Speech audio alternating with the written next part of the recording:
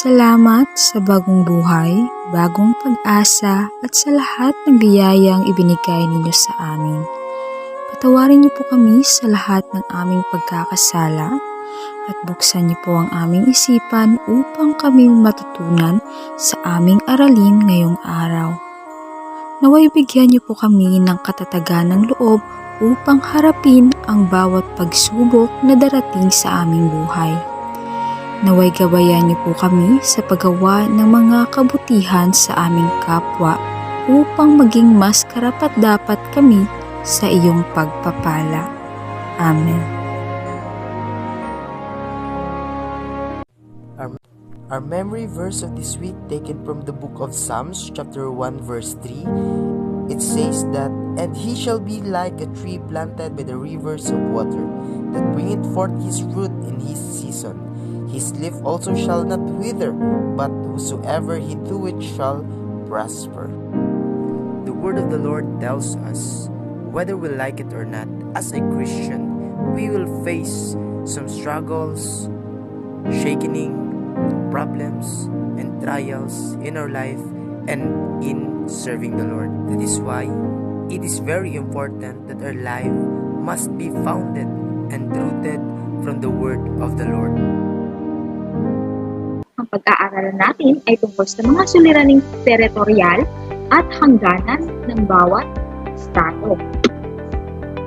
Pag sinabi natin territorial or border conflicts, so ito ay ang katawagan sa pagkakaroon ng alitan ng mga magkakarating bansa or estado ukol sa kani-kanilang mga teritoryo.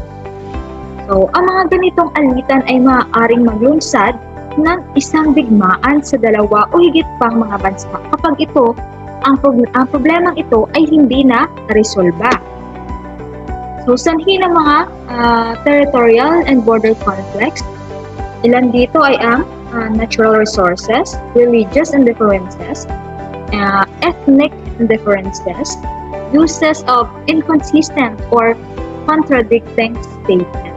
Pag sinabi natin contradicting statement, minsan, ilan din sa dahilan kung bakit nagkakaroon tayo ng territorial and border conflicts is yung ideological conflict. Pag sinabi natin ideological conflict, kumbaga hindi sang-ayon yung karating bansa sa statement ng isang bansa. So kumbaga, yung isang bansa ay medyo hindi niya nagustuhan yung statement ng isang bansa or yung pasya ng isang bansa.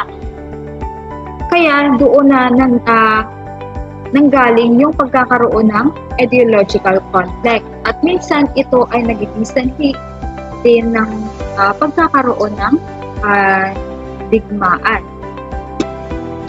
So, syempre, nagkakaroon din tayo ng mga organisasyon upang mas maiwasan ang mga problema or conflicts kagaya nito. So, halimbawa nito ay ang United Nations. So, upang maiwasan ang sigalot sa pagitan ng mga bansa, ang United Nations ay nagbibigay ng kautusan ayon sa international law kung saan pinapaalalahanan ang lahat ng bansa o estado na huwag gumamit ng anumang lakas na hahamon sa kakayahang pampolitika ng anumang estado. So, minsan, bukod sa territorial conflict, may mga pagkakataon din na nagkakaroon ng border conflicts. Pag sinabi natin border conflict, ano ito? So, halimbawa na lamang, isang halimbawa ng border conflict na nangyari sa pagitan ng Pilipinas at China. So, sa pagitan ng pinag-aagawang teritoryo ng Pilipinas at China, ito ay ang West Philippine Sea. So, kung dito sa Pilipinas, tinatawag natin itong West Philippine Sea. Kung doon naman sa China, ang tawag nila dito ay South China Sea. Kasama na dito yung Spratly Island, yung nakikita ninyo. Ito ay ang Spratly Island at maraming may gusto ng teritoryong ito dahil ito ay maraming mga coral reefs, madaming mga likas na yaman na pwedeng magamit upang mas mapalakas ang ekonomiya ng isang bansa. Kaya ganun na lamang yung pagkakagusto ng China na makuha ito sa pagmamay-ari ng Pilipinas. So mahalagang tirahan ng mga isda at iba pang mga organismong pandagat ang West Philippine Sea. Mayaman ito sa mga korales. So, ang bahaging ito ng karagatan sa kanluran sa isang sentro ng yamang geological resources. So, syempre, ito ay isang dahilan kung bakit maraming nagkakagustong kunin ang teritoryong ito or kung bakit pinag-aagawan ito. So, napagtibay ng agham na may malaking bukal ng langis, gas at iba pang yamang mineral ang bansa. So, lalo na sa bahaging Palawan ng West Philippine Sea. So, dito yung sa bahagi ng Palawan, makikita ninyo, ito yung Spratly Island at sinasabing ito raw ay may nakitang malaking bukal ng langis at gas na mga natural resources at ito ay pwedeng gamitin upang mas mapalago ang ekonomiya ng isang bansa. Kaya hindi din ito gini-give up ng Pilipinas dahil nga kapag i-give up niya ito sa China, siyempre yung China yung makikinabang sa lahat ng mga natural resources na andito sa West Philippine Sea. So yan na lamang yung mga dahilan kung bakit ganun na lamang yung pagkagusto ng China na kunin ang South China Sea or ang West Philippine Sea sa pagmamayari ng Pilipinas.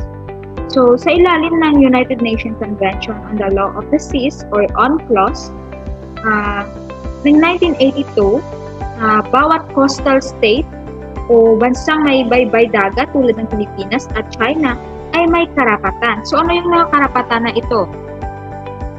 So, ito yung nakikita ninyo, ilan sa mga competing claims in South China Sea. So, marami mga bansa ang nag-aagawan sa South China Sea, kagaya na lamang ng China. So, sinasabi ng China, so, color orange yung China. Sinasabi ng China na sa kanila daw sakop yung South China Sea. Yung Pilipinas din, according sa border ng Pilipinas, yung South China Sea, yung Spratly Island ay kasama din sa border ng China. Ilan din sa mga bansa na nakikipag-agawan sa South China Sea ay ang Brunei, Malaysia, Vietnam at Taiwan. So, siguro ganun kadami yung mga likas na yaman na pwedeng makuha dito sa South China Sea, kaya ganun na lamang yung pag-aagawan ng mga bansa upang makuha ang lugar na ito. So, next, ito naman ay ang UNCLOS. So, ito ay ang United Nations Convention on the Law of the Sea. So, ito ay isang international na kasunduan na inilagdaan noong Disyembre 10, 1982. So, dito sinasaad ang mga karapatan at responsibilidad ng mga bansa at estado sa kanilang mga teritoryo batay sa mga karagatan at nakapaligid sa kanila. So, ito ay ilan lamang sa mga karapatan ng bawat bansa kapag ang bansa ay merong nakapaligid na baybayin or baybay dagat. So, first ay ang territorial sea na nasa 12 milya or 12 miles pandagat. So, kapag kapag ang isang bansa ay pinapalibutan ng baybay dagat, so meron siyang karapatan ng territorial sea. Next ay ang contiguous zone. So, na nasa 24 milyang pandagat. So, dito naman sa contiguous zone, so, dapat ang isang bansa maaari niyang ipatupad ang mga batas na aspeto ng custom, pang-physical, pang-migration at pangkalinisan sa kanyang nasasakupang teritoryo. Next ay ang continental shift. So, sa continental shift naman na nasa 200 milyang pandagat, dito ang lupain sa pagitan ng exclusive economic zone ay umaabot ng 200 milyang pandagat mula sa baseline. So, ibig sabihin may karapatang eksklusibo ang isang bansa na galugarin at mapakinabangan ang mga likas na yaman na andoon sa kanilang teritoryo or sakop ng kanilang teritoryo. So next ay ang law or ang batas ay pinapatupad ng UNCLOS.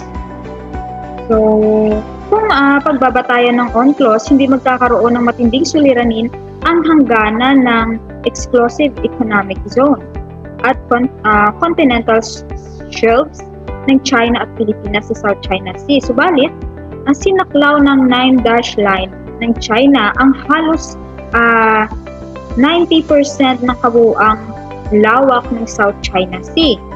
So, ibig sabihin, yung pagsakop ng China sa South China Sea or doon sa pagsakop sa Spratly Island, so ang pinagbasihan ng China ay ang kanilang 9-dash line. So, sinakop nila mahigit 90% ng kabuuang lawak ng South China Sea. Sumakop ito ng 80% ng 200 miles na exclusive economic zone at continental shelf ng Pilipinas sa West Philippine Sea.